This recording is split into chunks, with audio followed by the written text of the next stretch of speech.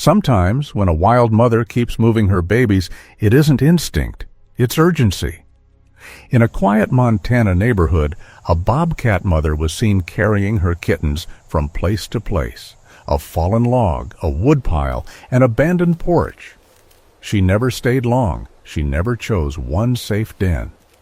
And with every return, her movements grew slower, heavier. It took time before anyone understood what she was really doing. And by the time the truth came into focus, it became painfully clear. This mother wasn't searching for comfort. She was fighting for something far more fragile. And once you learn why, it changes everything.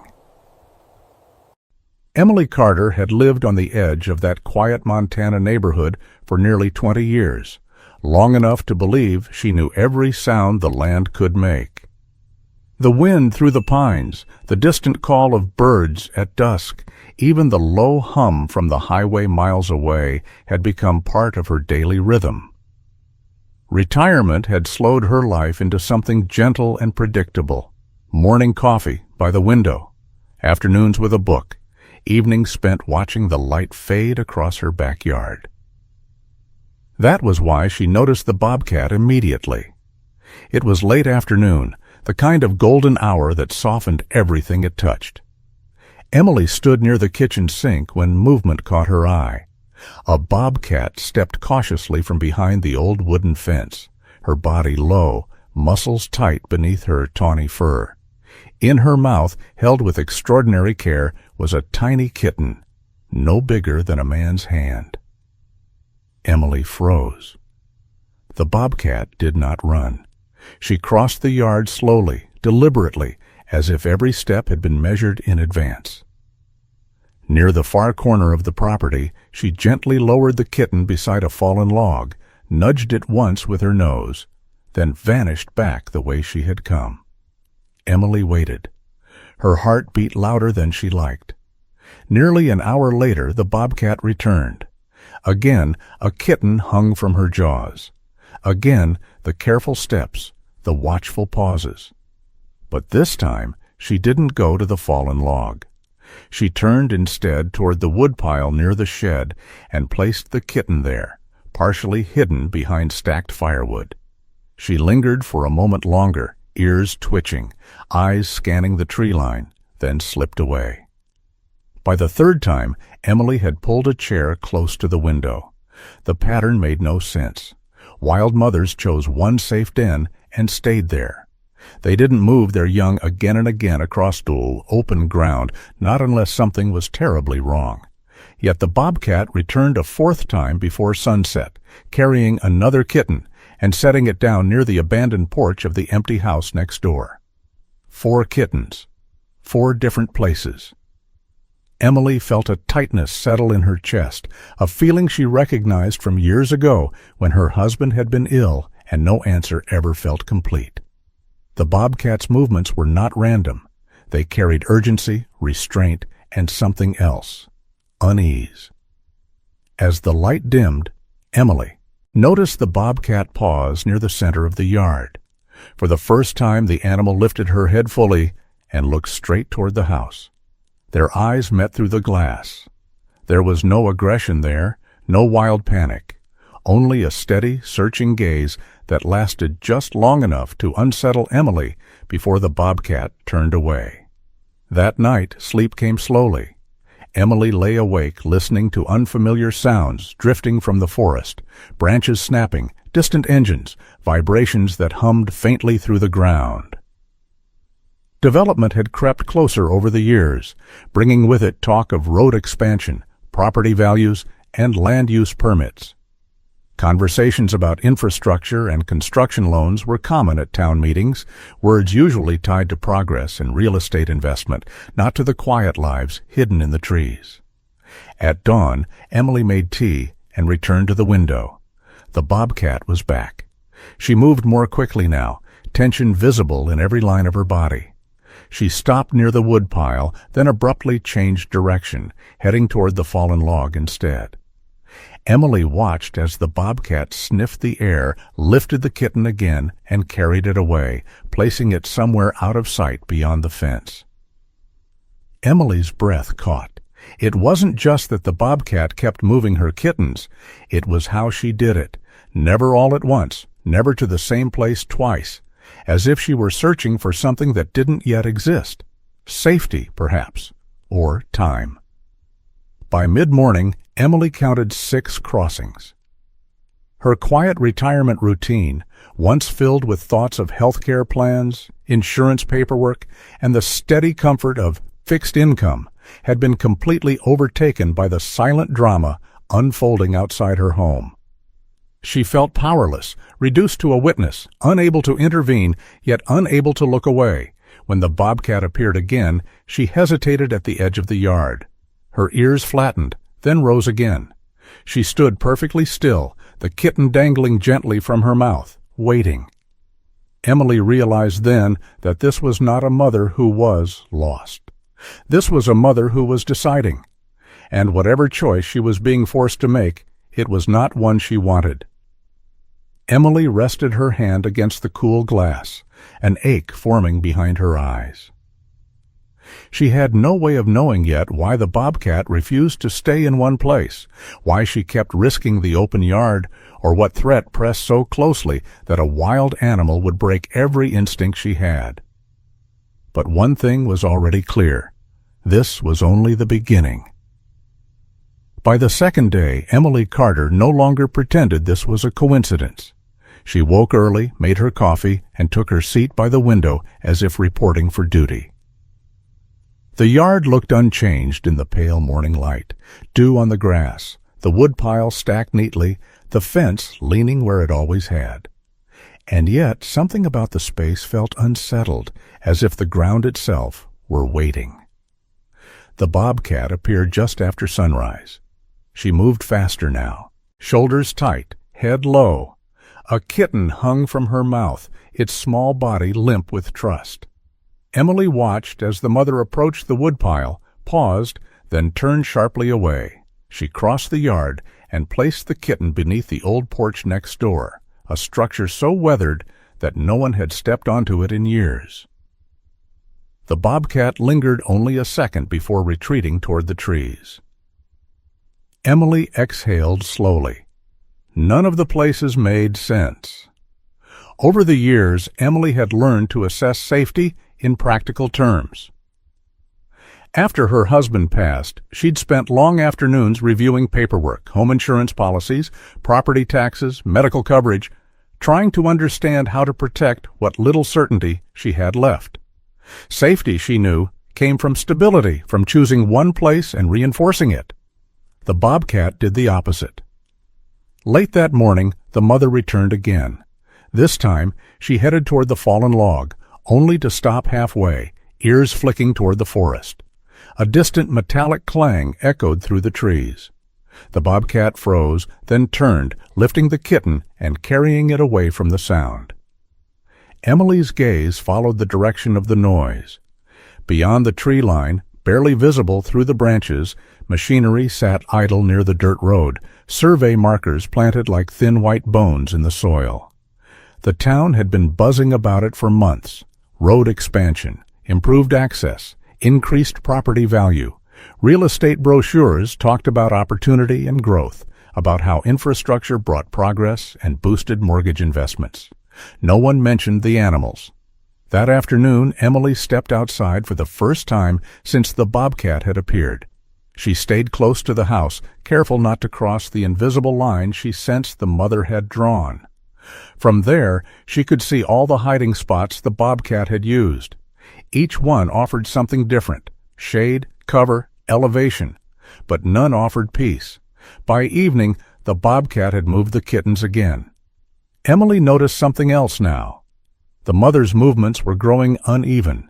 She favored one side, subtle enough that it might have gone unnoticed by anyone not watching as closely as Emily was. Each trip seemed to take more effort.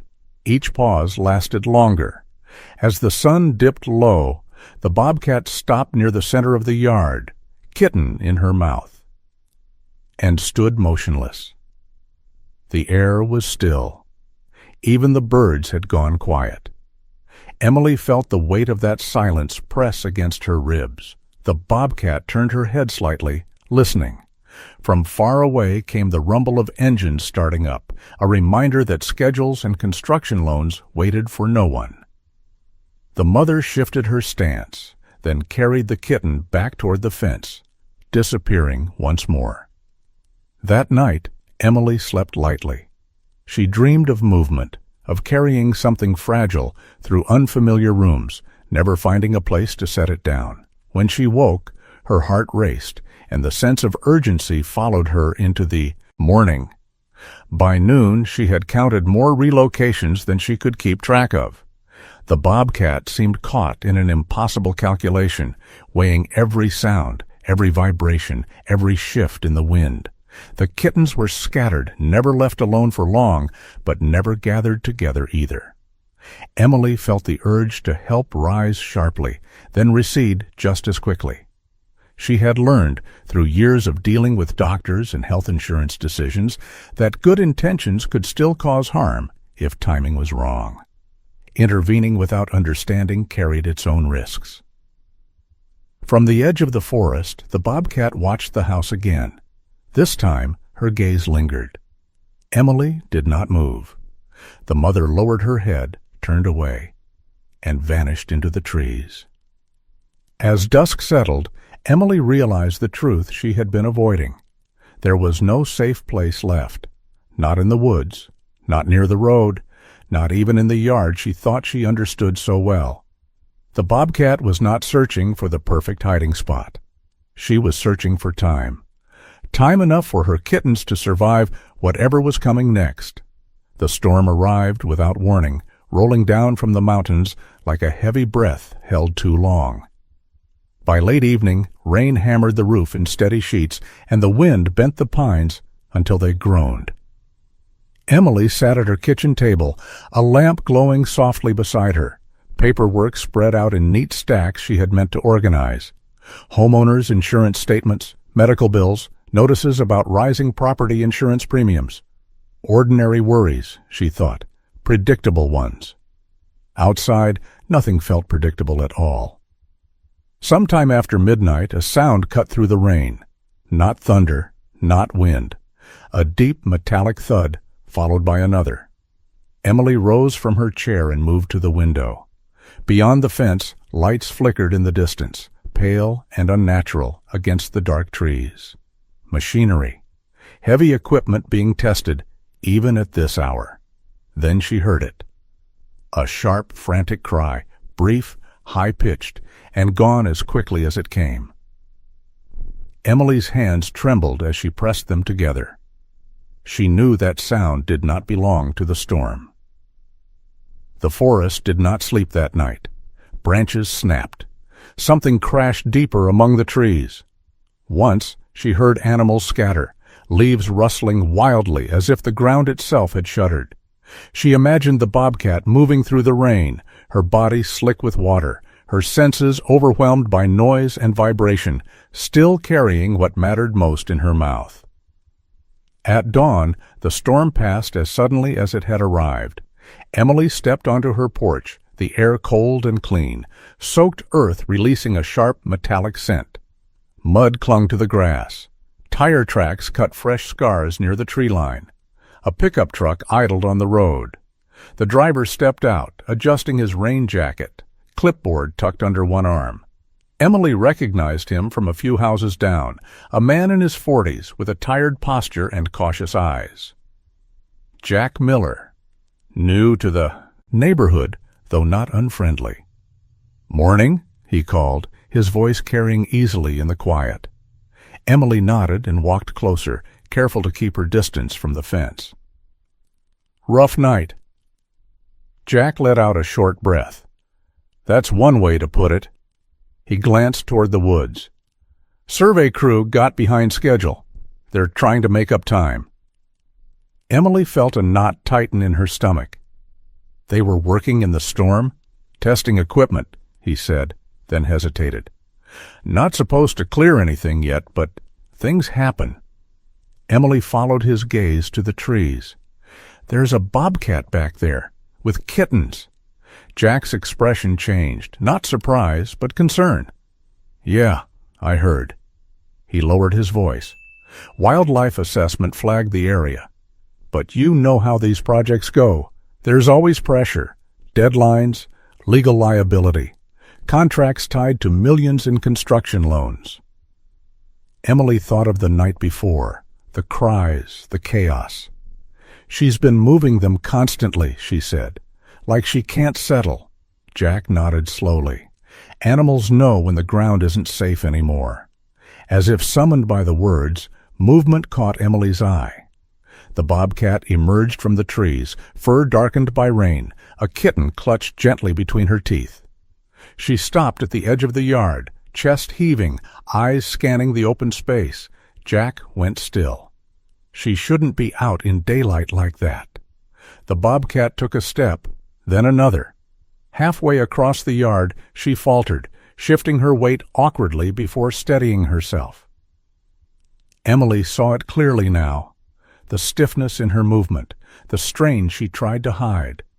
She reached the fallen log, set the kitten down, then collapsed beside it for a heartbeat too long. Her sides rose and fell rapidly. Then, forcing herself upright, she nudged the kitten into cover and retreated, vanishing again. Neither Emily nor Jack spoke for several seconds. "That's not normal," Emily whispered. Jack swallowed. "No, it's not." Emily felt the weight of helplessness settle over her, heavier than the storm clouds had been. She had navigated hospital corridors, argued with insurance companies over coverage limits, learned how quickly systems moved when profit was involved. Out here, the rules were different, but the pressure felt the same. The bobcat returned once more before noon, moving another kitten. Each trip seemed slower, more desperate. Emily watched from her window, heart aching, understanding now that this was no simple story of relocation. The forest had changed overnight, and the mother, caught between instinct and intrusion, was running out of choices. By evening, Emily realized something else had changed. The bobcat was no longer just passing through her yard. She was circling it, and Emily sensed that before long the mother would be forced to make a decision that could not be undone. By the fourth morning, Emily Carter understood that watching was no longer enough, not because she wanted to interfere, but because the pattern had narrowed into something painful and precise. The bobcat's movements no longer scattered across the yard. They traced a tightening circle, as if the land itself were shrinking beneath her paws. Emily stood in the garage, holding an old wooden crate she hadn't touched in years. It had once carried apples from a neighbor's orchard, its boards worn smooth with age. She lined it with a folded wool blanket, clean but unscented, then paused. No food, no water, no human trace that would turn kindness into danger. She remembered advice she'd once received during a legal consultation after her husband's death. Do nothing that changes the terms of trust without understanding the consequences. So she chose stillness. She placed the crate at the far edge of her yard, near the fence line where grass met shadow, angled away from the house. Then she stepped back, turned off the porch light, and sat in the dark, her hands folded in her lap. The night air cooled quickly, carrying with it the low hum of distant traffic and the faint scent of damp soil. At dusk, the bobcat appeared. She emerged cautiously, as she always did, but this time she stopped short when she noticed the crate. Her ears pivoted forward. Her body froze. In her mouth, a kitten hung silently, its tiny weight a burden she had carried too long. Minutes passed. Emily did not move. The bobcat circled once, wide and slow, eyes never leaving the crate. She sniffed the air, testing for danger. There was none she could detect, no gasoline, no metal, no sharp vibration, only fabric and wood and quiet. She took one step closer, then another. Halfway across the yard, she paused, shifting her weight carefully. Emily saw her jaw tighten, saw the effort it took to keep standing. The bobcat lowered her head as if listening to something no one else could hear, then continued. When she reached the crate, she did not place the kitten inside right away. She set it gently on the grass and leaned down, nose brushing its fur, lingering as if memorizing its warmth. Then, with deliberate care, she lifted the kitten again and lowered it into the crate.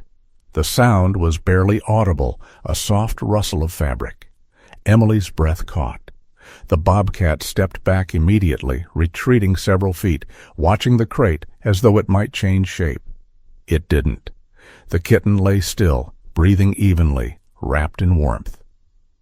The mother turned away, disappearing into the trees. Emily remained seated long after the yard went quiet. Her heart pounded, a mix of relief and fear. She knew what this meant, and what it didn't. This was not surrender. This was not adoption. This was a choice made under pressure, the kind people made when their options had been narrowed by forces beyond their control. She thought of all the forms she'd signed over the years, mortgage agreements, insurance policies, consent documents. Each one, compromise between risk and survival. An hour passed, then another. Emily wondered if the bobcat would return at all. When she did, it was nearly midnight. The mother approached without a kitten this time, her steps lighter but more uncertain. She stopped beside the crate, peered inside, then lifted her head and looked toward the house. Emily held her breath. The bobcat did not flee. She turned back toward the forest and vanished once more.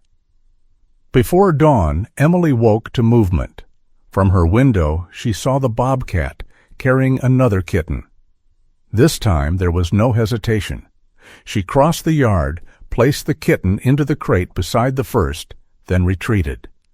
By sunrise, 2 kittens rested together inside the wooden shelter. Emily sat at her kitchen table, untouched breakfast growing cold, her mind racing with careful calculations. She knew enough about liability and homeowners insurance to understand the risks of doing too much. She knew enough about wildlife law to know she couldn't claim ownership or control. And yet, she also knew this space, this quiet corner of her property, had become something rare. It was stable. Late that afternoon, Jack Miller stopped by again. He stood near the fence, hands in his pockets, his eyes drawn immediately to the crate. "She chose that spot," he said quietly. "Yes," Emily replied, "but she's still deciding." As if on cue, the bobcat appeared at the tree line, another kitten in her mouth.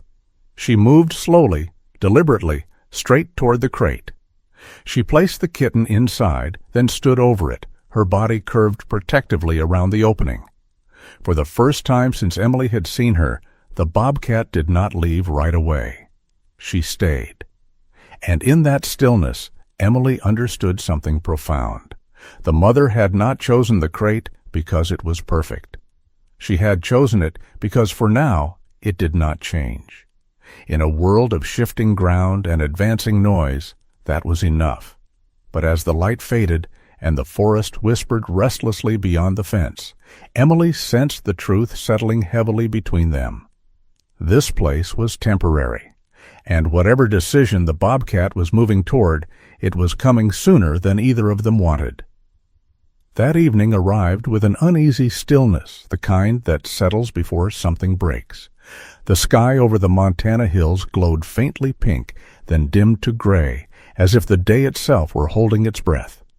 Emily closed the curtains halfway, but left a narrow gap, enough to watch without being seen. She did not turn on the porch light. She did not step outside. Everything she did now was careful, measured, restrained. The wooden crate sat exactly where it had been placed, unchanged, solid. Inside, the kittens lay close together, tiny bodies rising and falling in soft, uneven rhythm. Emily checked her clock more than once, surprised by how slowly time moved. It reminded her of long nights years ago, waiting for test results, calculating deductibles and coverage limits, wondering how much uncertainty a person could afford before it cost them everything. Shortly after dusk, the bobcat returned. She appeared without sound, slipping from shadow to grass as if the darkness had released her. Her posture was different now.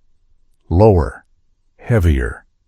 When she reached the crate, she did not immediately look inside. Instead, she stood still, ears rotating, head lifted to read the air. Far off, an engine rumbled, then cut abruptly. Somewhere beyond the trees, metal clanged against stone. The bobcat flinched. She leaned toward the crate, nudged one kitten with her nose, then turned away sharply, retreating several steps as if pulled by an invisible thread. Emily watched, heart pounding, as the mother paced the yard in a tight arc, stopping, listening, pacing again. She returned to the crate and lay down beside it, but only briefly. Almost immediately she rose again, restless, unsettled. Emily saw her shift her weight awkwardly. One foreleg held just slightly off the ground before touching down again. The injury was no longer subtle. Each movement cost her. The night deepened. Rain began as a whisper, then grew into a steady curtain, soaking the grass, darkening the wood of the crate. Emily worried about the kittens, then reminded herself that intervention now would shatter everything. She had learned that lesson the hard way, navigating healthcare decisions when too many hands reached in at once. Stability mattered more than speed. Near midnight, the bobcat made a sudden decision. She rose, stepped to the crate, and gently lifted one of the kittens, carrying it a few yards away toward the fence. Emily's breath caught painfully in her throat. The mother placed the kitten down, hesitated, then lifted it again, bringing it back to the crate. She repeated the motion with another kitten, moving it only inches before returning it to its siblings. Emily understood then. This was not confusion. This was calculation.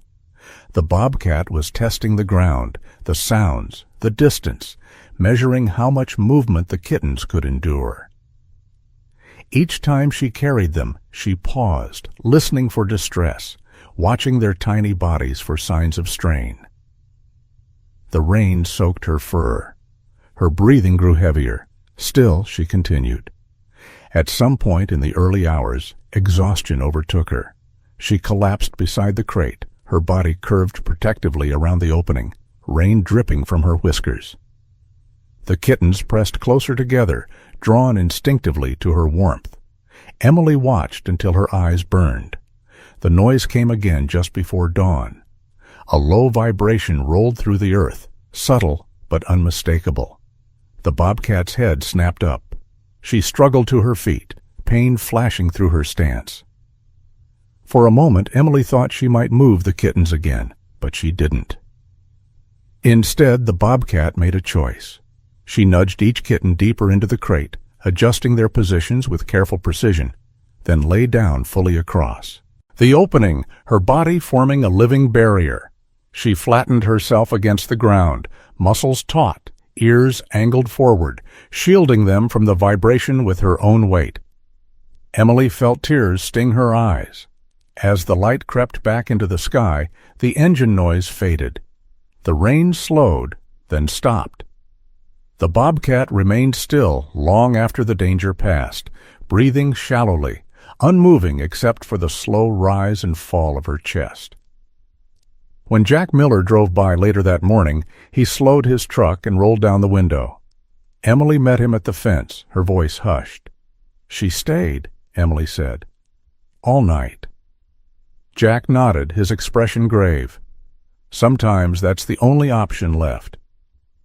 Emily looked back toward the crate.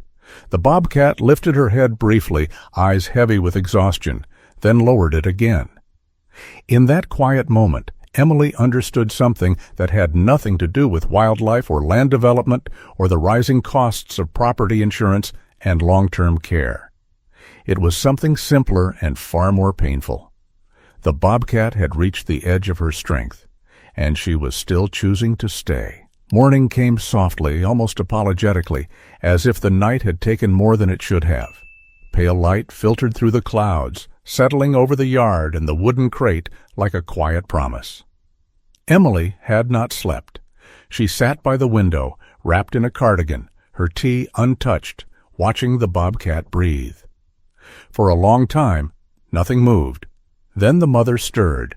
She lifted her head slowly, every motion deliberate, as though she were testing whether her body would still obey her. The kittens shifted beneath her, tiny sounds slipping out, thin, instinctive cries that tugged sharply at Emily's chest. The bobcat responded at once, lowering her head to nudge them, checking each one with gentle precision. And then Emily saw it. One kitten lagged behind the others. While the rest pressed forward with clumsy urgency, this one struggled, its hind leg dragging slightly against the blanket. It tried again and again, its movements small but determined, until the bobcat turned and guided it closer with her nose. Emily's breath caught. She leaned forward, eyes fixed, heart pounding. It wasn't obvious at first glance. Anyone not watching closely might have missed it entirely. But now that Emily saw it, she couldn't unsee it. The kitten's leg didn't respond the way it should. Each vibration from the distant road made the tiny body tense, its breathing quicken. The bobcat noticed everything. She shifted her weight to shield that kitten first. When the wind carried a low rumble across the yard, she adjusted her position again, placing her own body between the sound and the weakest of her young. Her eyes never left the kitten, not for a second. Emily felt tears gather, slow and heavy. This was the answer, the constant movement, the endless searching, the refusal to settle. The bobcat had not been indecisive or frightened. She had been listening to the ground, to the air, to the smallest signs of pain in the body of the one kitten who could not endure what the others could. Later that morning, Jack came by quietly, careful not to disturb the yard. Emily met him near the fence, her voice low. "One of them is hurt," she said. "The back leg. It's subtle, but it's there." Jack watched from a distance, his expression tightening. That explains it. She wasn't trying to find the best place for all of them, Emily said. She was trying to find a place that wouldn't hurt that one.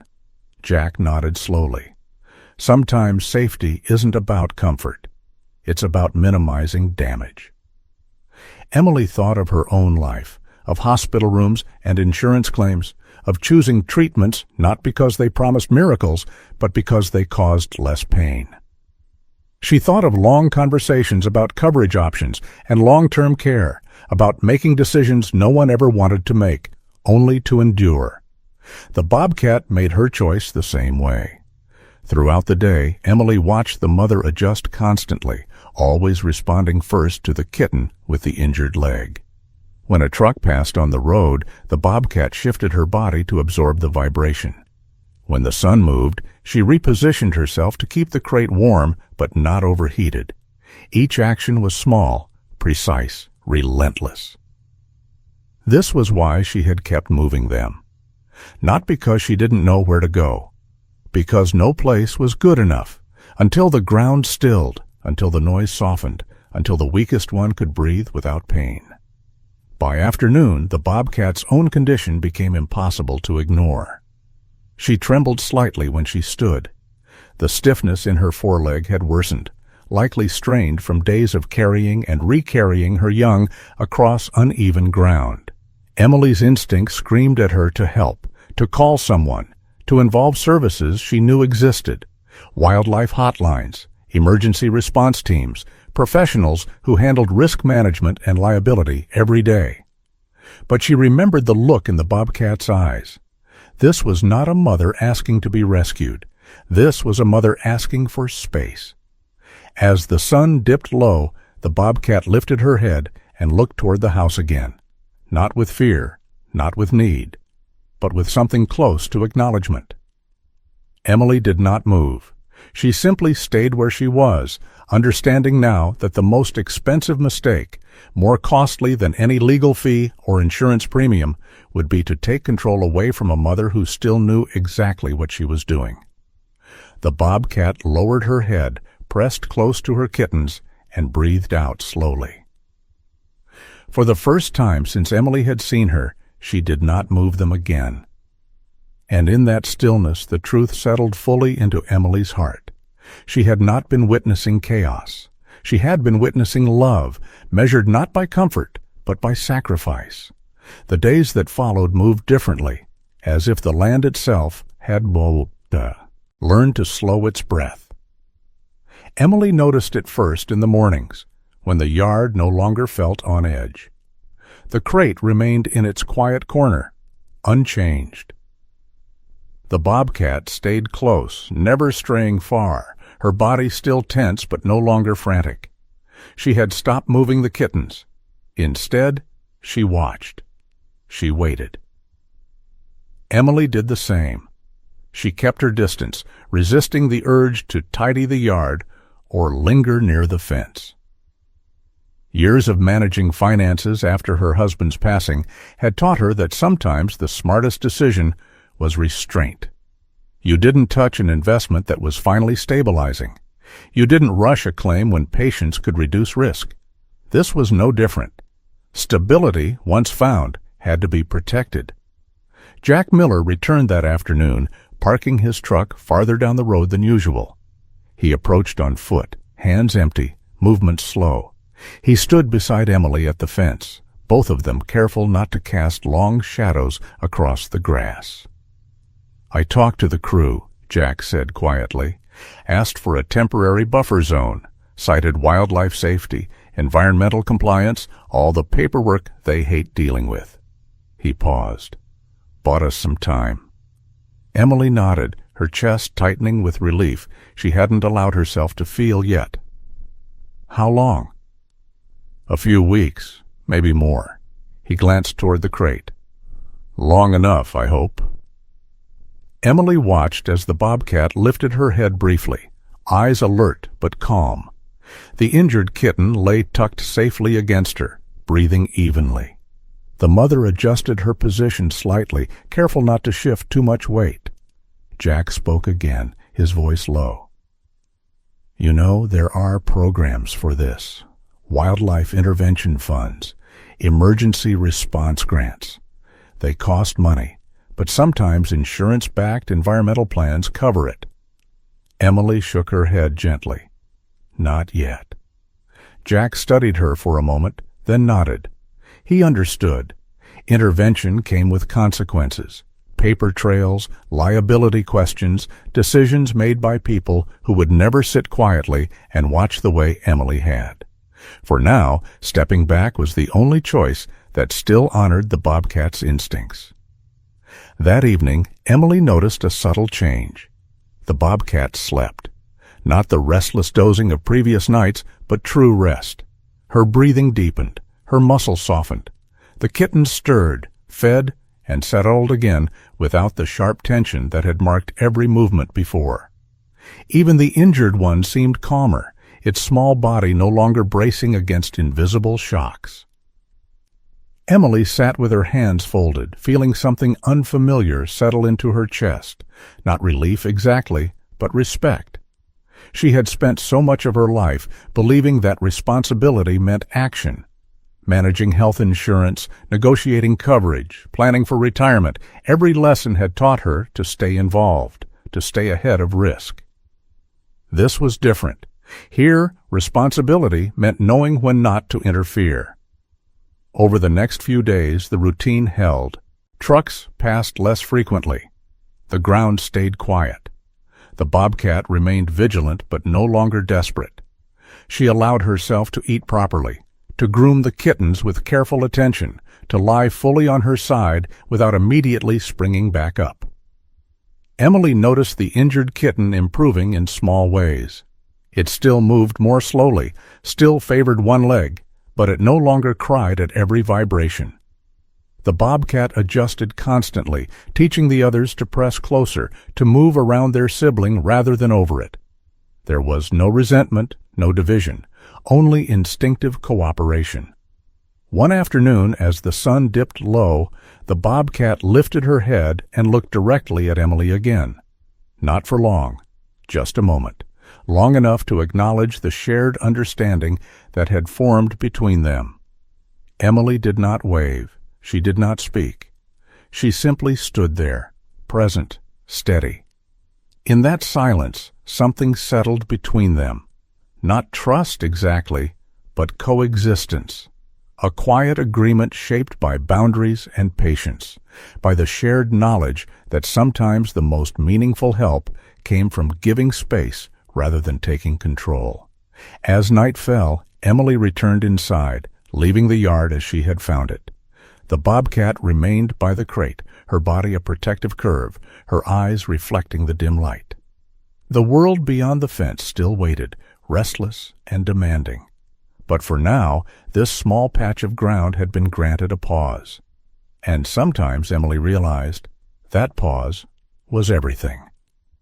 The change was so gradual that Emily almost missed it. One morning, weeks after the longest night, she woke to a stillness that felt different from before. Not tense, not watchful, simply quiet. The yard lay beneath a thin veil of mist, the kind that softened edges and made everything feel briefly suspended between moments. Emily stood by the window, coffee warming her hands, and waited. The crate was empty. For a heartbeat, panic flared in her chest. Then she saw them. Near the far fence, just beyond the line where her yard gave way to the trees, the bobcat stood with her kittens gathered close. They were bigger now, still small, still fragile, but undeniably stronger. Their movements were steadier. Even the injured one, though slower than the others, managed to stay close, supported by the gentle nudges of its siblings and the constant presence of its mother. The bobcat did not rush.